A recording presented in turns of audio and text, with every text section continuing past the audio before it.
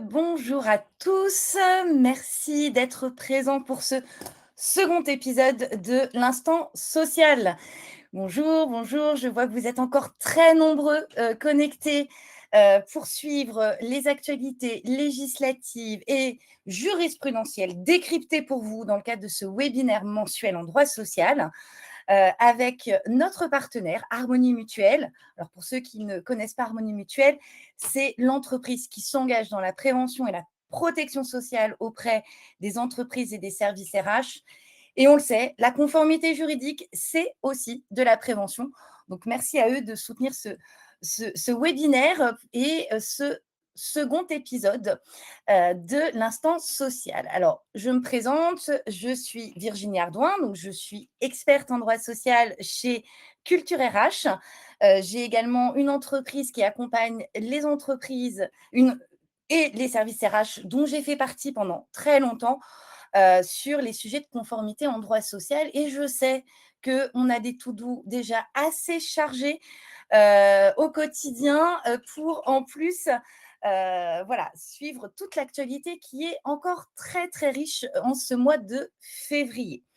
Donc, ce que je vous propose, c'est de commencer tout de suite parce qu'on a quand même pas mal de petits sujets à voir ensemble. Et je vous remercie. Donc, bonjour à tous et merci pour vos messages dans le chat. Je vais essayer de répondre à vos questions au fur et à mesure, où on les verra à la fin, mais on va voir. On va commencer par l'actualité législative et réglementaire. Vous allez voir que on a encore un petit peu de sujets et on a encore quelques petites choses à mettre à jour après un mois de janvier qui nous a pris pas mal de temps avec les nouveautés. Alors, je vous propose de commencer par la loi de finances 2026. Alors, vous allez me dire, la loi de finances 2026, adoptée le 2 février 2026, un petit joli 49.3 pour qu'elle puisse passer. Le texte est devant le Conseil constitutionnel. À date, quand j'ai préparé le support, la loi n'était toujours pas promulguée, mais on a certaines mesures quand même qui nous concernent, nous, services RH, et qu'il est important effectivement d'avoir en tête. Alors, la première, c'est cette fameuse mesure qui viserait à demander aux demandeurs justement d'une instance, celui qui souhaiterait saisir le conseil des prud'hommes ou le tribunal judiciaire, de mettre une petite contribution de 50 euros. Alors, cette contribution, attention, ce n'est pas les frais d'avocat, ce n'est pas les frais de procédure, c'est une contribution en plus de 50 euros pour celui qui souhaiterait introduire une instance devant le tribunal judiciaire ou devant le conseil des prud'hommes. Alors, ce n'est pas une nouveauté, ce n'est pas la première fois que le gouvernement propose une telle pratique, ça avait déjà été le cas en 2011. On ne sait pas si ça a forcément suffi à désengorger nos conseils des prud'hommes qui qui ont beaucoup de mal à suivre le rythme de toutes ces actions qui sont introduites encore devant les instances prud'homales. Les décrets sont en attente. En principe, les personnes qui sont bénéficiaires de l'aide juridictionnelle ne devraient pas payer ces 50 euros qui seraient par un timbre dématérialisé. Est-ce que ça va réduire le nombre de contentieux? Pas forcément. Quand il y avait eu déjà cette première contribution en 2011, il n'y avait pas eu beaucoup d'impact. Mais en tout cas, voilà, on a cette petite nouveauté de 50 euros lorsqu'il y aura une instance d'introduite devant le Conseil des prud'hommes ou devant le tribunal judiciaire, donc sous réserve que la loi soit enfin promulguée. On l'attend, que le Conseil constitutionnel regarde attentivement cette loi de finances. On a également les frais de transport. Alors, il y avait eu un petit flou là en début d'année quand on attendait les textes sur la prolongation de l'exonération sociale et fiscale, vous savez, sur la prise en charge patronale qui est due sur les abonnements au transport public. Alors, les titres à l'unité ne sont pas concernés, mais on parle bien des abonnements, bus, train, métro, vélo en libre service. La prise en charge de l'employeur, elle est de 50%, elle est obligatoire. Donc, je sais que vous ne le faites pas, mais on ne met pas dans les avantages sociaux la prise en charge à 50% des titres de transport, puisque c'est une obligation, c'est un dû. Aujourd'hui, la loi de finances vient dire pour l'exonération sociale et fiscale jusqu'à 75%, elle continuera pour l'année 2026. D'ailleurs, je crois que l'URSSAF s'était un petit peu avancé sur le sujet avant en se disant que ça allait passer. C'est effectivement le cas. Donc on a, la validation, en tout cas la confirmation que, cette mesure va être encore applicable en 2026. C'est plutôt une bonne nouvelle pour les entreprises qui, justement, faisaient l'effort d'aller jusqu'à 75 de cette prise en charge. Et dans les exonérations, qu'on attendait aussi, mais qui concernent peut-être plus particulièrement ceux du secteur de l'hôtellerie, de la restauration, c'est la prolongation de l'exonération sur les pourboires. Alors, les pourboires qui sont effectivement donnés, directement par les clients aux salariés. Je ne parle pas des 15 inclus, dans la note de restaurant, mais c'est pourboires qu'on peut laisser soit en espèces, soit en CB, hein. Ça se fait de plus en plus.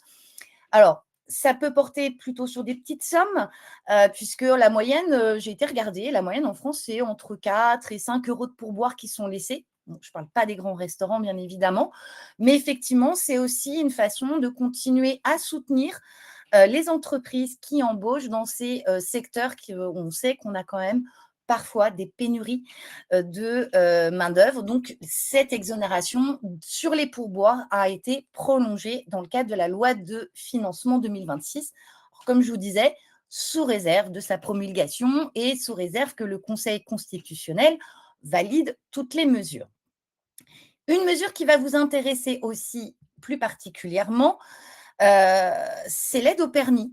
Alors l'aide au permis, il faut savoir que c'était une mesure qui touchait quand même pas mal de nos apprentis, qui, voyaient là la possibilité effectivement de se faire financer leur permis de conduire, et on sait que parfois dans certaines zones, où il n'y a pas de transport public ou dans des zones rurales, bah, c'était un vrai plus pour eux, en termes d'apprentissage.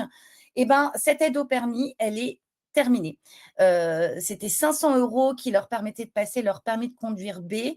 On voit, hein, depuis, les dernières mesures qui sont prises, voilà, que ça devient de plus en plus difficile pour les entreprises de recruter des apprentis, et des alternants avec, les fins d'aide qui étaient octroyées jusque-là. Est-ce que, cette mesure va avoir un impact? Je n'espère pas trop puisqu'effectivement, bah, voilà, parfois, c'est un vrai plus pour ces jeunes, pour pouvoir avoir accès à l'emploi. En tout cas, cette aide est terminée et si vous aviez, des enfants qui souhaitaient en bénéficier, ça ne sera plus le cas en 2026, bien malheureusement pour eux. Formation toujours, et là aussi, coup de rabot sur notre compte personnel de formation. Alors pourquoi? Bah, parce que il y avait beaucoup de salariés qui l'utilisaient. Aujourd'hui, on se recentre sur 2 choses, les formations qualifiantes, certifiantes. On va plafonner, c'est-à-dire qu'on parle de, même si vous avez 3 000 € sur votre CPF, de dire, bah, ça sera une prise en charge jusqu'à 1 500 ou 1 800.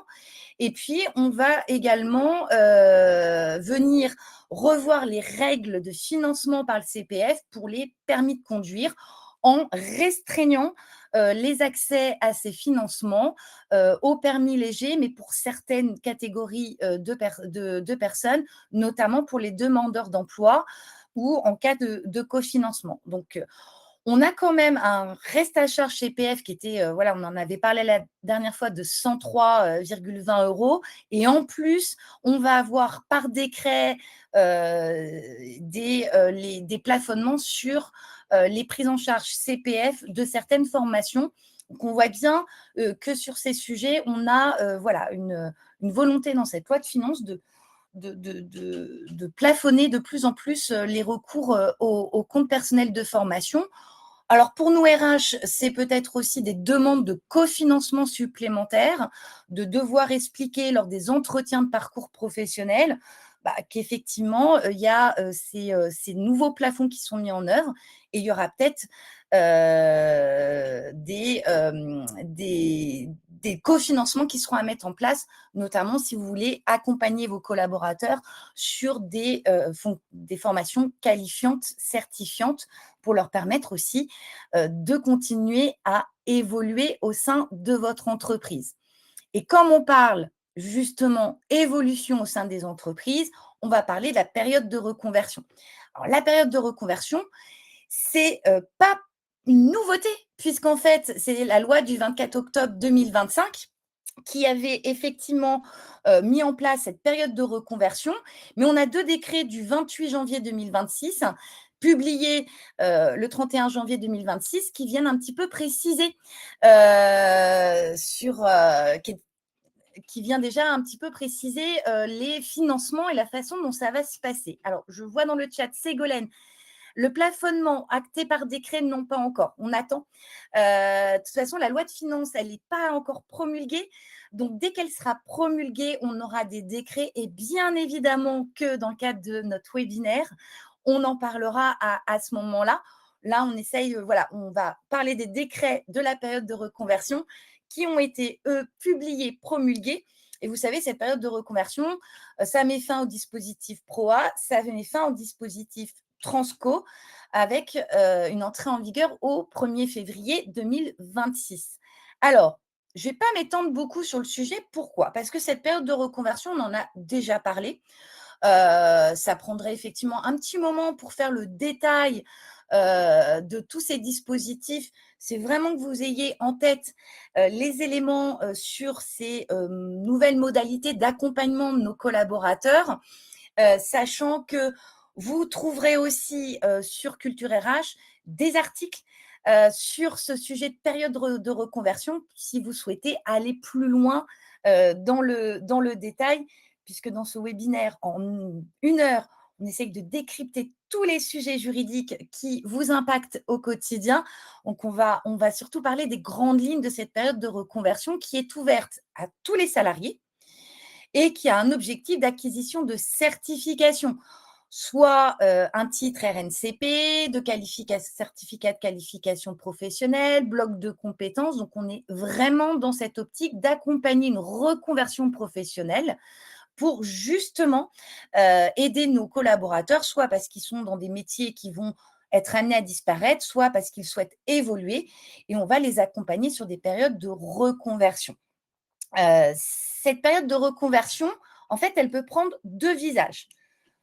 Reconversion en interne, avec une mobilité, au sein de l'entreprise, donc le contrat de travail est maintenu, la rémunération reste inchangée et puis on est, voilà, on est plutôt dans, l'objectif d'accompagner le collaborateur à évoluer au sein de l'entreprise, à découvrir un nouveau métier, et donc il va avoir une période de formation, je veux dire théorique, et puis une immersion professionnelle au sein de sa propre entreprise. J'allais presque vous dire que c'est le plus simple, dans ces cas-là, puisque finalement, c'est plutôt transparent. C'est la reconversion externe qui va peut-être amener à bousculer nos pratiques. Pourquoi? Parce que le collaborateur qui va suivre sa formation va le faire à l'extérieur de l'entreprise, donc au sein d'une autre entreprise. Et notamment sur le fait qu'on va avoir un contrat de travail suspendu dans l'entreprise d'origine et puis un nouveau contrat qui va être conclu avec l'entreprise qui va accueillir ce salarié. Et c'est là qu'on parle de ce fameux CDD de reconversion. On en a parlé très vite comme étant un nouveau motif de recours à un CDD. Et bien, c'est effectivement dans ce cadre-là, ce nouveau contrat avec l'entreprise d'accueil, qu'on aura ce fameux CDD de reconversion qui peut être d'une durée minimale de 6 mois, pouvant aller jusqu'à 12 mois, voire 36 mois si un accord de branche va l'autoriser. Donc, on a effectivement deux dispositifs en interne et en externe. Alors, Joanne me demande si ça peut être un stage ou uniquement 6 mois. Alors, ce CDD de période de reconversion professionnelle, qui est déjà dans le Code du travail comme étant un motif, et c'est une durée minimale de 6 mois. Et pour rebondir, ça doit effectivement rentrer dans une phase de formation avec une partie de formation théorique. Et dans la nouvelle entreprise, on va avoir cette question de mentorat, de tutorat, d'évaluation ou d'immersion professionnelle. On est vraiment sur un autre dispositif que le stage. Ludivine pose une question sur la rémunération fixe variable. Je ne pourrais pas vous répondre comme ça, Ludivine, parce que c'est vrai que c'est assez encore, on est encore sur les débuts de ce dispositif. Je note la question et effectivement, je regarde si on peut vous apporter une réponse, sachant que peut-être votre branche, puisque les branches professionnelles vont aussi avoir une action sur ces sujets, vont peut-être aussi préciser la maintien de rémunération. Mais c'est une question assez intéressante. Effectivement, je la note, Ludivine, je ne l'oublie pas, je regarde si je peux y répondre ultérieurement. Maëlle, c'est une forme d'alternance? Bah oui, quelque part, oui, on peut dire que c'est une forme d'alternance en cours d'emploi, en quelque sorte, avec quand même un objectif de se reconvertir, de passer une certification, de passer un diplôme et de pouvoir s'immerger ou de pouvoir faire une période d'immersion, oui, professionnelle au sein d'une autre entreprise, avec le risque que pour votre collaborateur, que ça se passe tellement bien dans l'entreprise d'accueil qu'il ne souhaite pas revenir. Et là, la loi nous dit, bah, dans ces cas-là, il faudra rompre le contrat. On parle de rupture conventionnelle avec le forfait social de 40%. Je ne suis pas sûre que ce soit forcément la meilleure option pour une entreprise qui voit peut-être un de ses talents partir ailleurs et qui en plus va devoir payer un forfait dans le cadre de la rupture conventionnelle. En tout cas, on est encore dans les contours de cette nouvelle loi. Les décrets sont venus plutôt préciser comment ça va se passer concrètement. Donc, on va avoir un CERFA qui n'est pas encore sorti, mais un CERFA à remplir, une convention qui va préciser justement les conditions de cette reconversion, notamment, et c'est peut-être l'occasion de voir les conditions de rémunération si on fait une rémunération 100% maintenue dans le cadre d'une reconversion en interne. Donc, un CERFA, une convention, et puis on va devoir le déposer auprès de l'OPCO, 30 jours avant le début de cette période de reconversion professionnelle. L'OPCO aura un délai de réponse et pourra donner sa décision. Pour les reconversions externes, il faudra effectivement préciser tous les éléments qui concernent cette période de reconversion. Ce que je vous invite, Maëlle me demande si on peut rupture conventionnelle ou démission. Si démissionne, c'est peut-être mieux d'un point de vue budgétaire. C'est pas une obligation de passer par une rupture conventionnelle. Si le salarié préfère démissionner, on ne l'empêchera pas de démissionner. Sur la période de reconversion, ce qui est intéressant aussi, c'est de voir comment ça va se passer. Alors, le financeur, ce sera l'OPCO. Aujourd'hui, on attend que les branches viennent aussi dire quelles seraient les prises en charge, puisque chaque OPCO dépend de branches. On sait déjà que les OPCO vont prioriser de l'ancienneté, de l'âge, l'obsolescence du métier, une mutation d'activité. Ça peut effectivement, comme le suggérait Isabelle dans le chat, ça peut aider des secteurs en difficulté à accompagner des transitions professionnelles.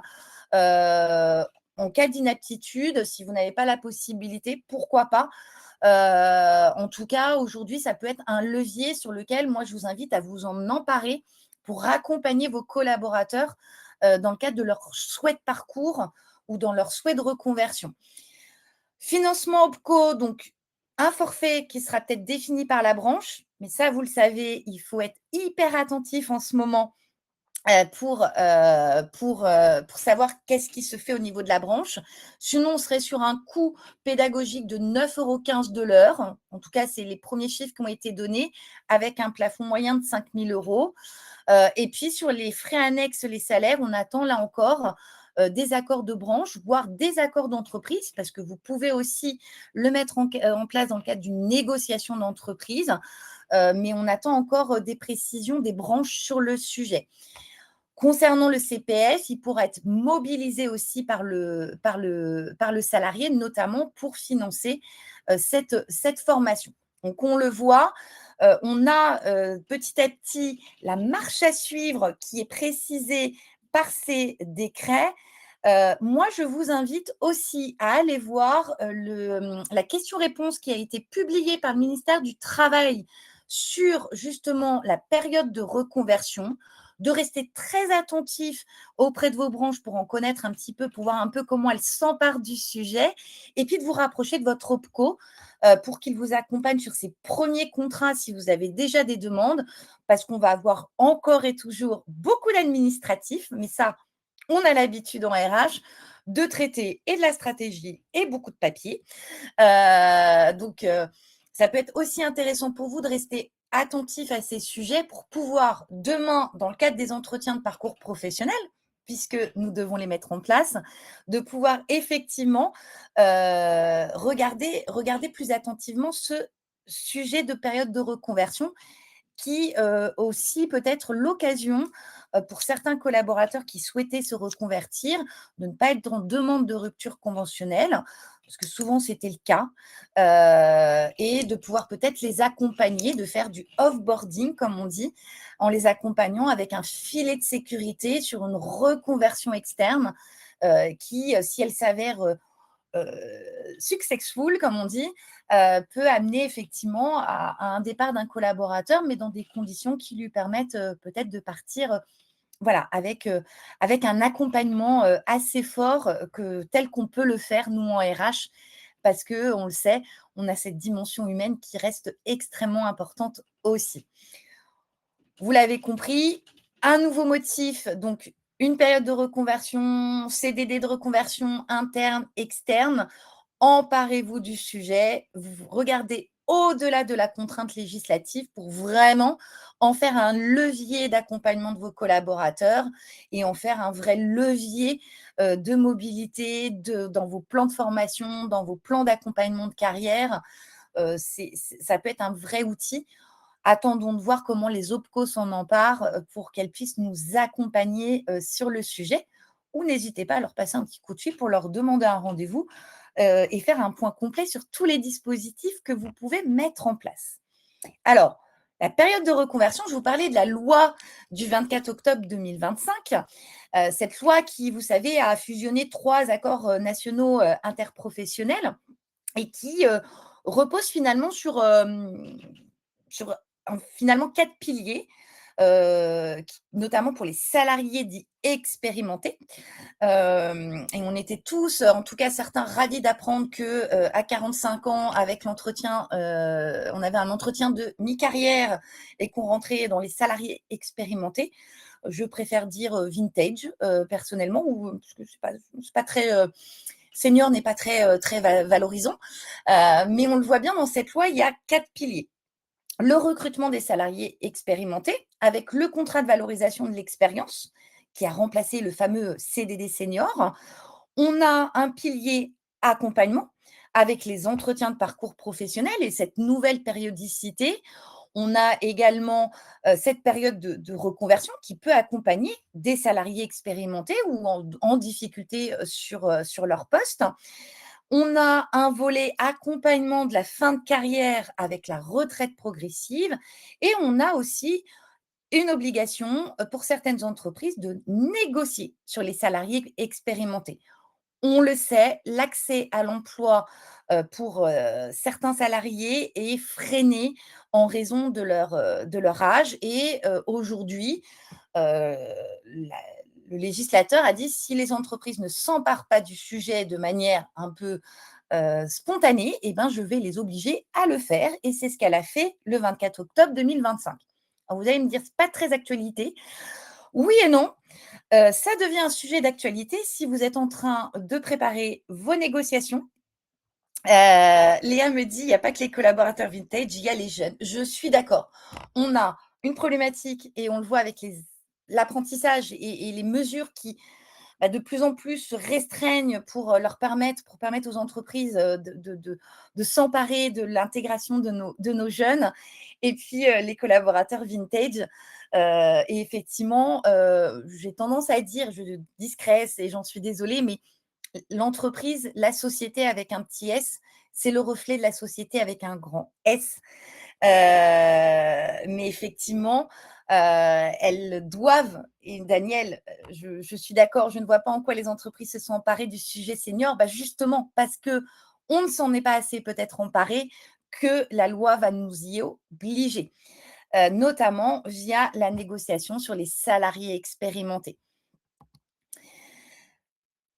Je vous en parle maintenant parce qu'il y a eu un décret fin décembre 2025. On n'en avait pas parlé lors du précédent webinaire, mais avec la loi de financement de la sécurité sociale, je crois qu'on avait assez de sujets à traiter. Donc, c'était l'occasion de vous refaire un petit point, notamment sur le fameux diagnostic. Ce diagnostic, il est obligatoire. C'est-à-dire que vous ne pourrez pas lancer les négociations tant que vous n'aurez pas fait ce diagnostic préalable. Ensuite, il y aura la phase de négociation et ensuite la formalisation, soit par un accord collectif, soit par un plan d'action unilatéral. Et alors là, petit quiz, parce que je vous l'envoie tout de suite. Alors, quand une entreprise est-elle obligée de négocier sur les salariés expérimentés? Je vous laisse répondre.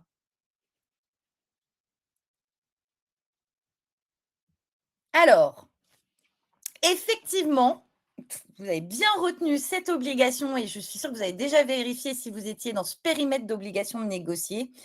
Si vous êtes une entreprise ou si vous appartenez à un groupe de plus de 300 salariés avec un ou plusieurs organisations syndicales représentatives, donc avec un délégué syndical ou plusieurs délégués syndicaux présents dans l'entreprise. Si vous êtes plus de 300 et que vous n'avez pas de délégué syndical, vous n'avez pas d'obligation de négocier. Si vous êtes moins de 300 avec 3, 4, 5 délégués syndicaux, vous n'avez pas d'obligation de négocier. Ça ne veut pas dire que vous ne pouvez pas le faire. On parle d'obligation de négocier. Si vous êtes moins de 300 et que vous souhaitez mettre le sujet sur la table, rien ne vous en empêche. On peut toujours être plus favorable que la loi ou plus loyaliste que la loi, comme je dis souvent. Entreprise d'au moins 300 salariés avec des sections syndicales, les branches vont devoir aussi s'emparer du sujet. Et puis dans les entreprises de moins de 300, il n'y a pas d'obligation, mais elles peuvent appliquer aussi le plan d'action qui sera défini par les branches professionnelles. Et alors, aujourd'hui, au niveau des branches, il n'y a pas grand-chose. Il n'y a pas grand-chose, parce que la loi, elle est quand même récente. Les décrets sur le diagnostic, qui est le préalable à toute négociation, est sorti fin décembre. On sait qu'on est en pleine négociation sur les rémunérations, les minima conventionnels. On a les questions de chômage. On a beaucoup de sujets qui sont en cours. Et aujourd'hui, vous faire un benchmark, ce qui a été vu dans les branches, je ne pourrais pas vous en faire un, pour la bonne et simple raison qu'il n'y a pas grand-chose. Ça devrait arriver. Si vous deviez vous inspirer quand même d'une branche qui a même été un peu plus novatrice, ça va être de regarder l'accord de branche du secteur des assurances qui avait pris un accord le 25 juin 2025 sur l'emploi des salariés dits expérimentés et qui a passé justement cette partie diagnostic et mesure. Donc voilà, donc on est vos branches sont peut-être encore au lancement des premiers diagnostics, des premiers travaux d'observation, etc. Ça devrait arriver prochainement. Et pourquoi je vous en parle maintenant? Parce que pour peut-être certains d'entre vous, on est sur la mise à jour de la BDESE. Vous êtes peut-être déjà en train de commencer à réfléchir à vos futures négociations annuelles, obligatoires si vous êtes dans ce cas-là.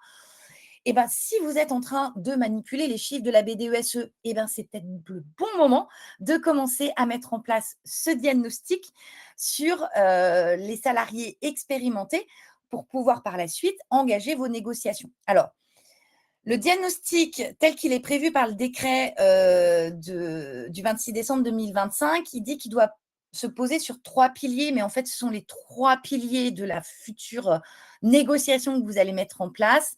Le recrutement, le maintien dans l'emploi, l'aménagement des fins de carrière et puis la transmission des savoirs, compétences, mentorat, tutorat, mécénat, etc. Vous allez pouvoir vous appuyer sur votre BDESE, sur le DURP, mais aussi sur les entretiens de parcours professionnels, ex-entretien professionnel, sur vos plans de formation, sur ce que vous avez peut-être déjà mis en place dans la GEPP comme indicateur.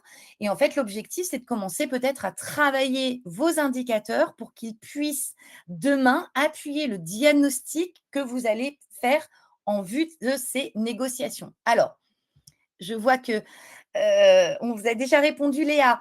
Donc quels indicateurs? Vous en retrouvez quelques-uns, vous aurez le support. Voilà, c'est des idées sur, les indicateurs recrutement, le maintien dans l'emploi. Voilà, vous avez on brasse en RH, c'est le moment peut-être de faire le nécessaire, pour voir si dès maintenant on peut, regarder nos effectifs selon des tranches d'âge, plus de 50, 55, 60, 65 et de commencer à les travailler, derrière. Donc je vous ai mis quelques points. Pareil sur la BDESE qui est quand même un outil, qu'on n'aime pas trop, hein, moi la première remplir parce que c'est beaucoup de données et c'est pas toujours évident, mais c'est une obligation pour les entreprises de plus de 50. Vous trouverez sur Culture RH un livre blanc, sur la BDESE et qui, parle aussi, des indicateurs, sur les salariés expérimentés. Donc n'hésitez pas à le télécharger pour vous donner, aussi quelques éléments de repère et pourquoi pas, faire, comme la transparence salariale dont on parle beaucoup, pourquoi pas commencer dès à présent à, faire le nécessaire au niveau de vos bases de données pour être prêt pour cette négociation. Accord, ou plan, ça veut dire quoi? C'est-à-dire que vous êtes obligé, de, négocier. Ça veut pas dire que vous avez un accord, hein. Soit vous avez un accord, négocié avec les partenaires sociaux, tout va bien, vous n'avez pas le malus, la fameuse sanction qui risque de nous tomber dessus prochainement. Vous ne trouvez pas d'accord, PV de désaccord, vous pouvez mettre un plan d'action unilatéral, celui qui est proposé par votre branche, par exemple. Et pareil, vous serez exonéré du malus. L'objectif, c'est quoi? C'est vraiment de bien garder la preuve de la convocation de vos organisations syndicales pour montrer que vous avez essayé de négocier et vous avez rempli cette obligation. Le PV de carence, le PV de tes accords, pardon, pour démontrer que vous n'avez pas eu d'accord et les éléments qui permettent de mettre en place votre plan d'action. Parce que derrière, on a un malus. Et alors, sur ce malus, pareil, pas encore de règlement. Et là, toutes les pistes de réflexion sont sur la table. Comment il va être défini, comment il va être mis en place, on ne sait pas. On sait juste que on va avoir un impact sur les cotisations patronales. On parle de voir si il y a eu des efforts de l'entreprise pour quand même mettre en place des choses. On n'a pas encore le décret. Je n'hésiterai pas, dès qu'il sortira, à vous en parler lors d'un prochain épisode. On pourrait aller plutôt sur le bonus-malus chômage qui est quand même le plus simple. Parce que comment on va justifier que quand on est une jeune start-up, qu'on a mis en place un plan d'action, mais que on n'a pas identifié de salariés de plus de 50 ans parce que notre moyenne d'âge est plutôt à 25 ou 30. Voilà, on attend un peu ces décrets pour voir ce qu'il en est. Donc, pourquoi vous en parler? Alors, parce que l'actualité était un peu plus calme, mais surtout parce que vous avez peut-être dès à présent lancé des négociations, commencé à préparer votre calendrier de dialogue social. Donc, petite checklist à garder à côté de vous avec tous les sujets que vous gérez déjà au quotidien. Est-ce que vous êtes éligible ou pas à cette obligation? Parce que je vous l'ai dit, vous pouvez le faire aussi de votre propre initiative si vous n'êtes pas obligé de le faire.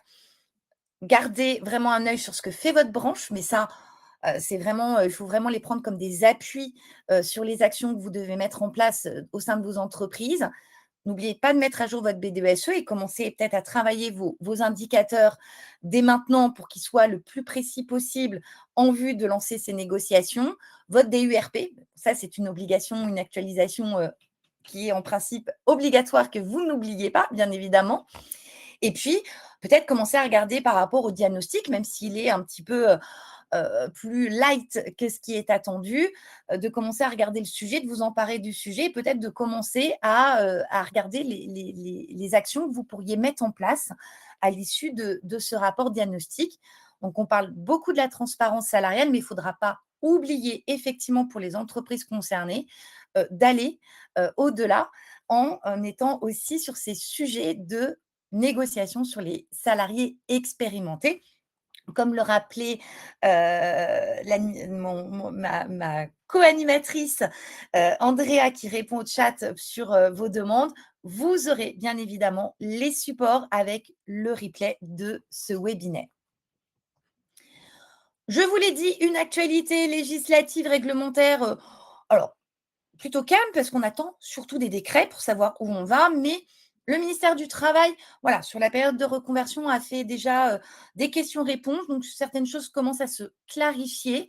On reste bien évidemment attentif, sur ce qui va sortir au niveau des branches pour ensuite aller travailler sur nos sujets, de négociation, de plans, d'accompagnement de nos collaborateurs.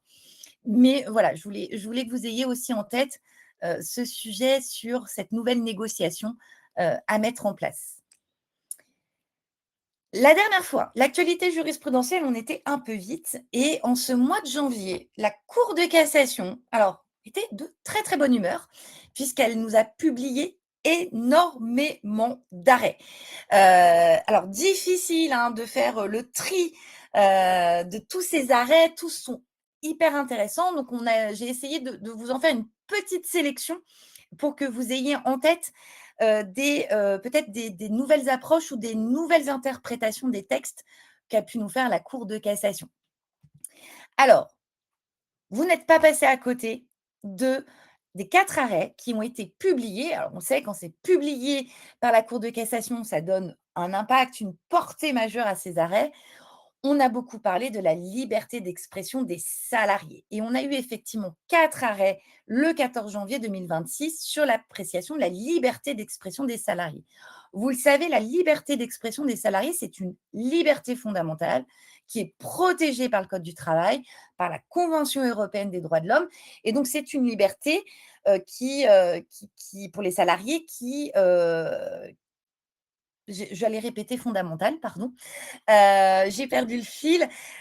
Oui, pour dire que vous ne pouvez pas licencier un, collaborateur qui a fait user de son droit et de sa liberté d'expression et jusque-là, c'était sauf un abus. Alors, un abus, qu'est-ce que c'est? Et ben, en fait, finalement, ça va dépendre de plein de points, un abus, c'était des contenus injurieux, diffamatoires, des propos excessifs.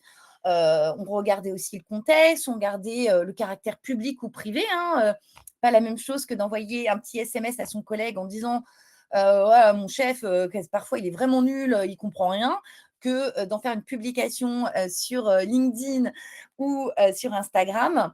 On regardait aussi la fonction du salarié en estimant que, bah, effectivement, selon les fonctions, quand on est cadre dirigeant, on ne peut pas se permettre n'importe quelle critique. Et donc, on avait une lecture à l'abus dans la liberté d'expression. Et quand le salarié abusait de cette liberté, eh ben, on considérait que les sanctions qui étaient prises pouvaient être justifiées. Si ce n'était pas le cas, le licenciement était considéré comme nul puisque prononcé en violation d'une liberté fondamentale. Et donc, jusque-là, on regardait si on avait abusé de sa liberté d'expression. Aujourd'hui, le juge donne une nouvelle lecture avec ces 4 arrêts qui est de dire, aujourd'hui, on va mettre en balance cette liberté d'expression et puis la protection des intérêts légitimes de l'entreprise.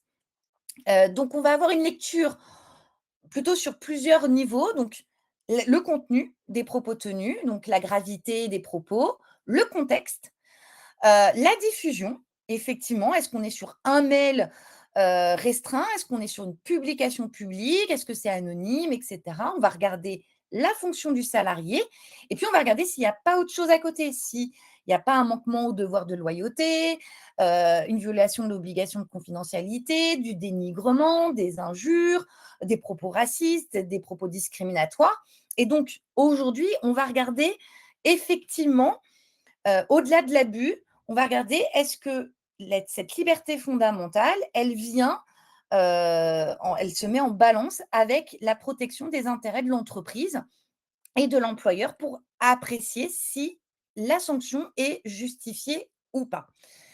Alors, je vous ai remis dans le support que de toute façon vous aurez après ces 4 arrêts qui ont fait beaucoup parler d'eux hein, ces derniers temps. On a eu par exemple une caricature des RH, hein, on sait que nos services font parfois l'objet de RH bashing, mais petite caricature. Bah oui, vu le contexte, la caricature n'était pas, forcément n'était pas un abus dans la liberté d'expression. Donc, bah, il avait le droit de faire une caricature de sa RH, en mode: «Je jette les gens à la poubelle». On a eu également, des critiques de son, DG par une directrice, mais sauf que les propos ont été tenus dans des réunions, il y a une liberté d'expression et dans ce cas-là, ils étaient ni injurieux, ni discriminants, ni diffamants, donc liberté d'expression. Attention quand même à ne pas dire n'importe quoi.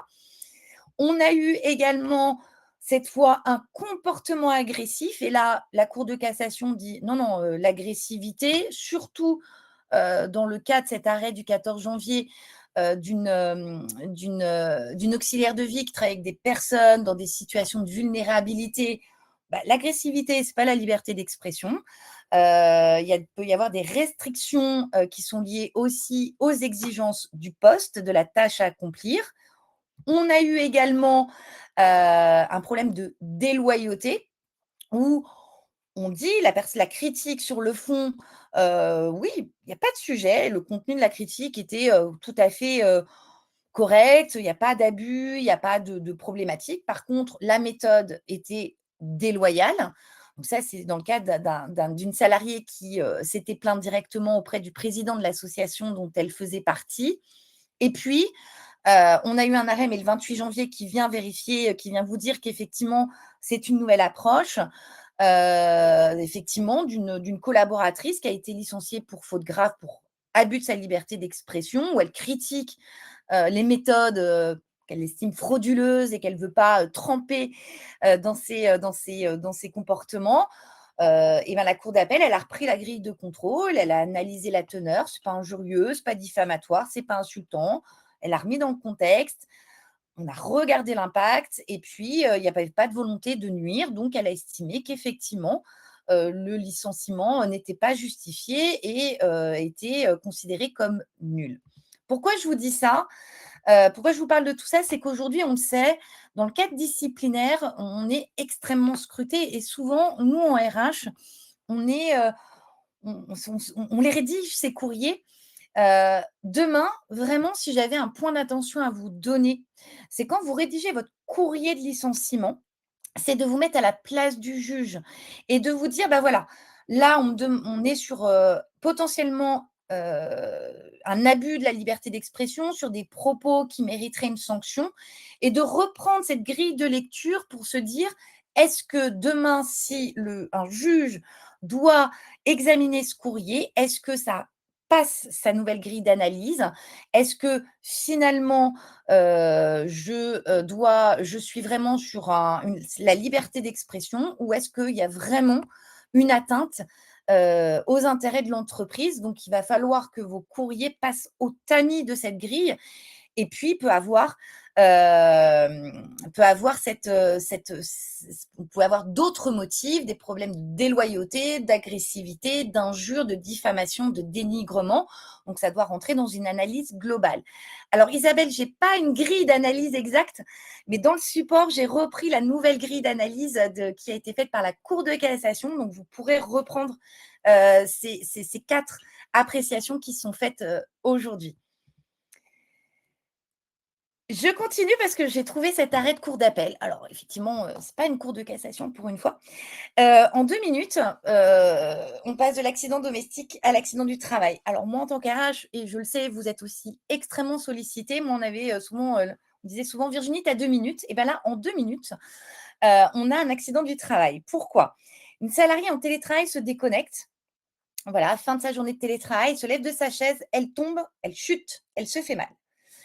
Et l'accident est reconnu comme accident du travail. Alors, on le sait aujourd'hui, hein, le lieu de télétravail, est considéré comme le lieu de travail. Donc effectivement, les dispositions sur l'accident du travail sont aussi, présentes.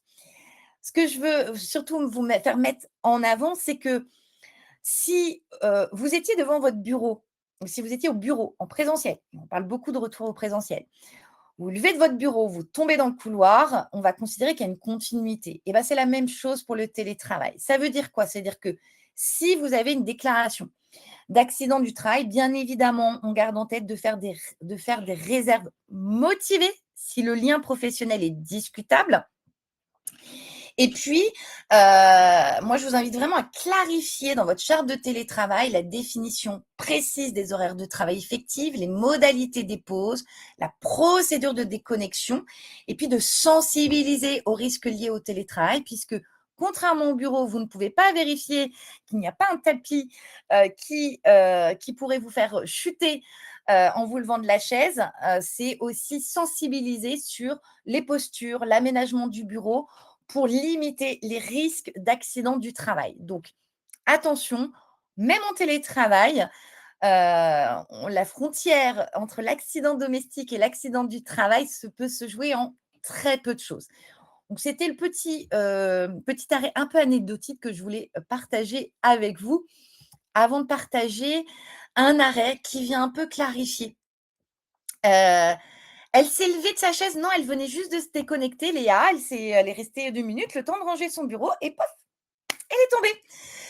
Et Marisy, je suis d'accord. Comment on formalise des pauses et des horaires de travail pour les 4 forfaits jours? Eh bien, on ne peut pas parce qu'on n'est pas censé les encadrer dans des horaires, sinon c'est plus du forfait jour. Et alors là, bonne nouvelle, si votre convention de forfait jour est nulle et si le cadre au forfait arrive à démontrer que il avait des horaires imposés, des pauses qui lui étaient données, et ben on arrête tout. En fait, pourquoi? Parce que ça veut dire qu'il repasse aux 35 heures et là, vous avez un joli rappel d'heures supplémentaires. C'est vrai que ça devient de plus en plus compliqué. Pour les forfaits jours, jouez plutôt sur la sensibilisation, l'aménagement et autres. On va devoir délimiter le temps de déconnexion. C'est pour ça que je vous disais, revoyez peut-être vos chartes de télétravail, Léa, pour pouvoir définir quand est-ce qu'on considère que nous, on n'est plus en temps de travail et qu'on est passé sur du temps hors temps professionnel. Quel bazar, Léa, je suis d'accord. Mais on va y arriver. Je ne suis pas inquiète. Je reviens sur l'abondement de 3 000 €. Vous savez, l'abondement qu'on doit verser sur le compte personnel de formation qui était prévu pour les entretiens professionnels, qui va être prévu pour les entretiens de parcours professionnels aussi. Il faut les 2 conditions cumulatives pour qu'il y ait un abondement de 3 000 €. Si vous avez des entretiens professionnels, mais pas de formation, bah, il n'y a pas d'abondement. Si vous avez une formation et pas d'entretien professionnel, pas d'abonnement. Donc effectivement, on est sur une clarification, c'est des conditions cumulatives. Il faut pas d'entretien, pas de formation pour que l'abondement soit versé. Donc je vous invite à continuer si vous le faites déjà, mais même dans les entretiens de parcours professionnel, de bien tracer vos entretiens, de bien tracer les formations non obligatoires et je parle notamment hors la sécurité, de faire un petit point sur votre situation pour voir si vous êtes susceptible de devoir verser ces 3 000 € et puis, si c'est le cas, de mettre en place très rapidement des actions correctives, proposer des formations ou refaire ces programmes, ces entretiens, en retard. Harcèlement sexuel, alors, je le sais, les enquêtes internes, c'est un vrai sujet. C'est un vrai sujet quand on a un signalement, quand on est dans un service RH. Recevoir un signalement le lundi matin, c'est presque vous qui avez plus la boule au ventre en vous disant: «Mais ça va être encore extrêmement compliqué» et là, on va reparler des enquêtes internes. Il y a une proposition de loi qui est en cours d'examen sur cadrer les enquêtes internes, même si le défenseur des droits avait déjà fait une décision cadre. On le sait, ça devient extrêmement complexe et le 14 janvier 2026, la cour d'appel avait dit: «Ah bah non, moi, il y a pas eu d'enquête interne, donc il y a rien qui vient, justifier les déclarations des 2 victimes de agression sexuelle et harcèlement sexuel, donc moi, le licenciement, il est pas fondé». Bah, la cour de cassation, elle dit non. Elle dit non parce que l'enquête s'est pas imposée comme une formalité automatique. La preuve devant le juge prud'homal, elle reste libre. Donc à partir du moment où j'ai des documents factuels, des déclarations de victimes, des témoignages, les plaintes, des courriels, des messages, et qu'on respecte la procédure disciplinaire, bah, l'enquête, c'est pas un automatisme pour remettre en place, pour remettre en cause la procédure qui a été prise. Pour le harcèlement moral, c'est un peu plus complexe, Anne-Laure. Pareil, on essaye de plus en plus, je pourrais pas aller plus loin sur le sujet, il faut que j'avance. C'est fortement recommandé, l'enquête interne, mais vaut mieux pas d'enquête qu'une enquête mal faite qu'on pourrait vous reprocher parce que vous n'auriez pas respecté toutes les conditions de l'enquête. C'est pour ça qu'on a de plus en plus de personnes qui se spécialisent dans les enquêtes internes parce que c'est à la lisière entre la posture, l'empathie, l'écoute des victimes, mais aussi des règles juridiques assez strictes sur le contradictoire, le RGPD. Donc, ça devient assez complexe. Cet arrêt vient juste dire, pour le harcèlement sexuel, l'enquête interne, elle n'est pas obligatoire à partir du moment où vous avez assez d'éléments pour appuyer la procédure de licenciement que vous avez initiée. Et je ne le redirai jamais assez, vous m'entendrez souvent. Euh, Prévention, prévention, prévention, prévention et sensibilisation. Vous avez une obligation de sécurité de la santé physique et mentale des collaborateurs. Le harcèlement sexuel, l'agression sexuelle, c'est même un délit, donc on ne se pose même pas la question. Aujourd'hui, c'est un vrai sujet et ça nécessiterait alors effectivement beaucoup plus de temps pour repréciser les cas d'enquête, ce que j'aurais malheureusement pas le temps de faire avec vous, même si c'est un sujet qui me passionne. Congés payés et maladie. La saga continue. Pourquoi je vous en parle Parce que la loi des DADUE de 2024, vous savez, celle qui nous a fait arracher les cheveux. Alors, pendant la maladie, c'est 2 jours et demi, 4 jours, et oh là là, comment je vais faire On a 2 arrêts là qui viennent nous préciser de certains points. On a notamment des précisions sur la façon dont on va calculer le plafond de 24 jours pour les arrêts maladie non professionnels. C'est-à-dire qu'on examine par période de référence. Si votre période de référence de congé, c'est du 1er janvier au 31 décembre, c'est sur cette période qu'on apprécie le plafond. Si c'est du 1er juin au 31 mai, c'est sur cette période. Mais on ne fait pas pendant la période de l'arrêt maladie. C'est ce que vient préciser la Cour de cassation, qui vient dire ce plafond de 24 jours, il s'apprécie par période de référence. Et dans ce plafond, bien évidemment, on ne prend pas les jours acquis antérieurement et qui auraient pu être reportés. Allez, je vais profiter de vous donner ce petit quiz pour prendre un verre d'eau. Allez, petit piège ou pas. Jour ouvré, jour ouvrable, pendant un arrêt maladie non professionnel. Combien de CP, combien de congés payés le salarié acquiert-il? Ouvrable, ouvré, toujours la grande question.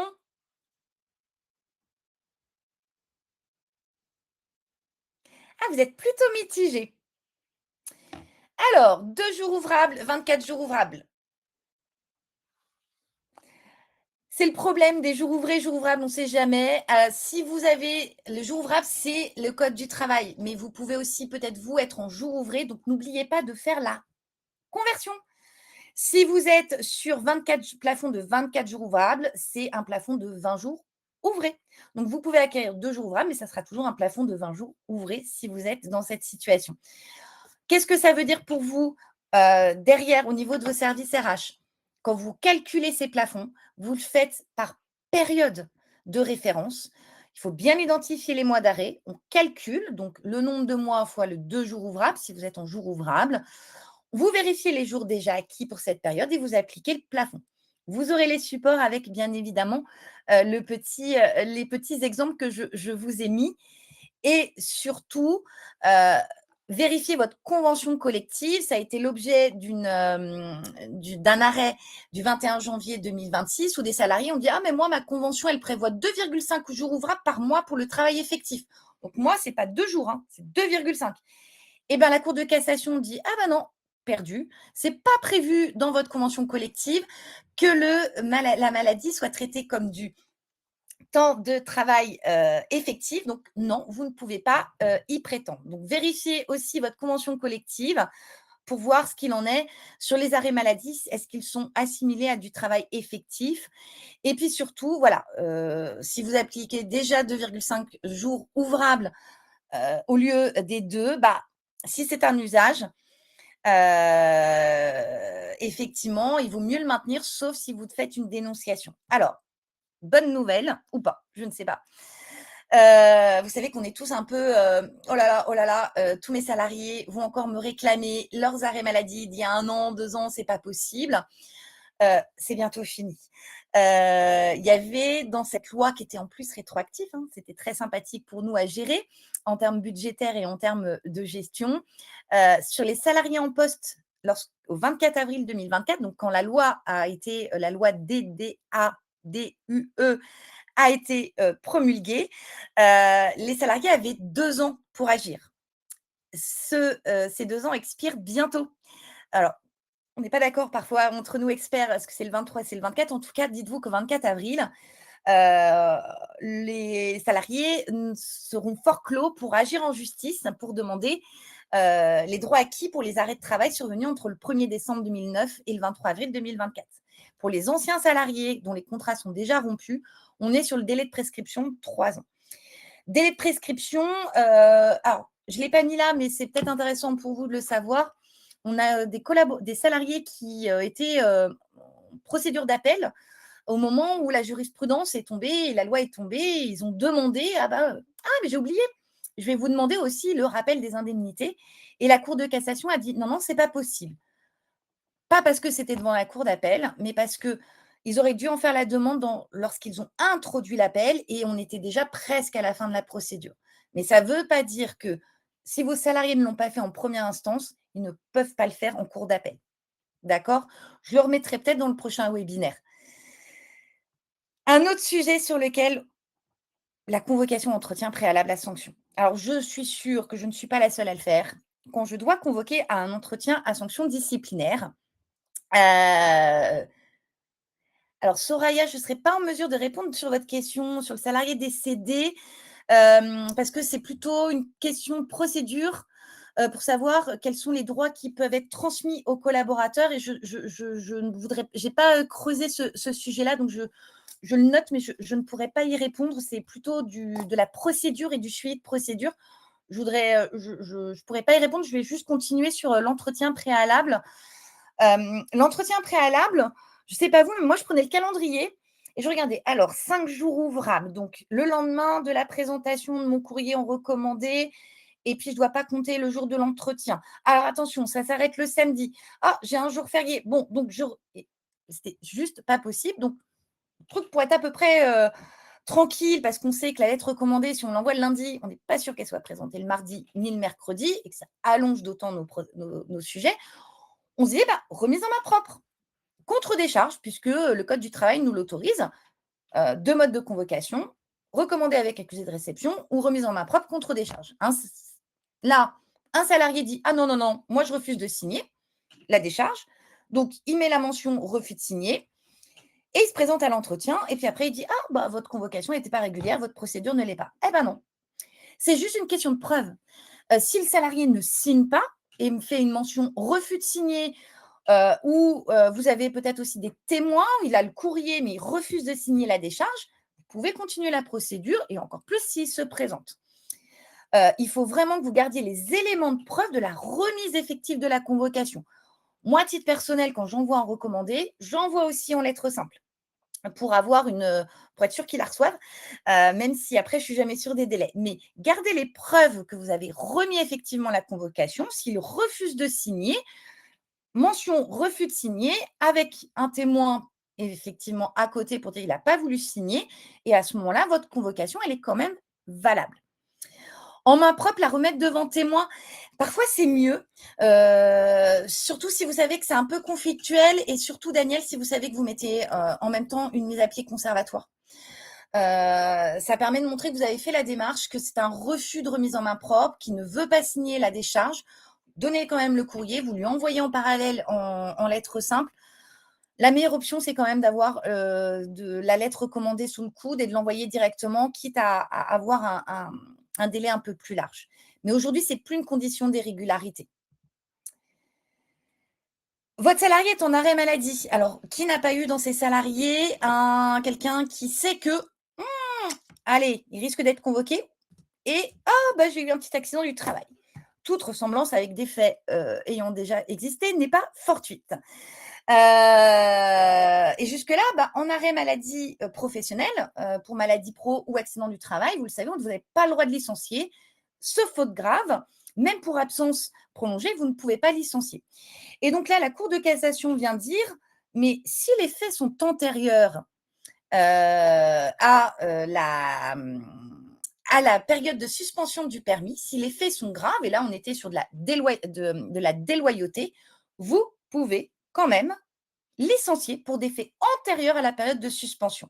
Donc aujourd'hui, quand on n'osait pas trop aller plus loin, pour des faits avant que le salarié se mette en accident du travail, alors justifié ou pas, je ne jette pas la pierre sur tout le monde, et bien aujourd'hui, si vous avez assez d'éléments, si ça justifie une faute grave, même si la personne est en période de suspension du contrat, vous pouvez licencier pour faute grave pour des faits antérieurs à la période de suspension.